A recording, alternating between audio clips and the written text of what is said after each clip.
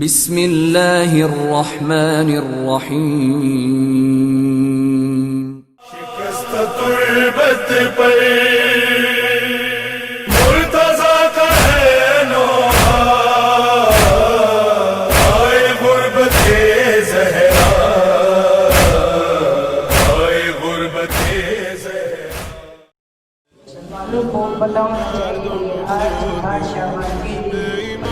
کیا تم اساتذہ محمد امین بوس کر دیے گئے؟ جی ہاں، آج ہی کا دن تھا جب سرکار انبیاء حضرت محمد صلی اللہ علیہ وسلم کی اکلوتی اور پیاری بیٹی حضرت فاطمہ الزہرا سلام اللہ علیہ کا مزار اقدس اور اہل بیت نبی کی پاکیزہ اور صحابہ کرام رضوان اللہ تعالیٰ علیہ کے مزارات کو آل سعود نے اپنے ظلم اور جہالت کا نشانہ بناتے ہوئے منہدم کر دیا اور امت کو ان کے مقدسات سے محروم بتا دینا چاہیے کہ آل سعود کی طاقت اور غرور و سیاست کا بت ٹوٹنے والا ہے اور ظالمین کا اجتماعی زوال قریب تر ہے۔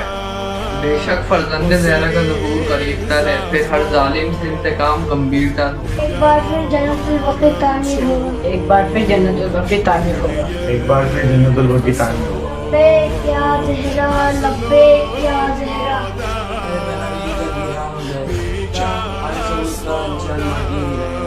آزاد ہوگا اور جنت البقیع آباد ہوگا۔ علی سعود کا وہ شکست سے دوچار ہوگا۔ ایک ایک رکاوٹ کو عبور کر رہے ہیں، یہ چلے گئے ہیں کہ عبور کی نصیب کر ہیں۔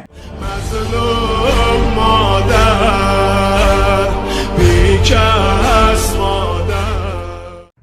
عبدالعزیز ابن سعود نے وہابیت کے بانی اپنے سسر عبدالوہاب کے نظریات پر عمل کرتے ہوئے برطانیہ، امریکہ اور یہود کی خوشنودی اور اس کی ایما پر 8 شوال 1344 ہجری میں مدینے میں موجود شاعر اللہ یعنی جنت البقیع کو بلڈوز کر کے رسول صلی اللہ علیہ وآلہ وسلم کی بیٹی کی قبر کو مسمار کیا اور دیگر مقدس قبروں پر بلڈوزر بھی چلوائے۔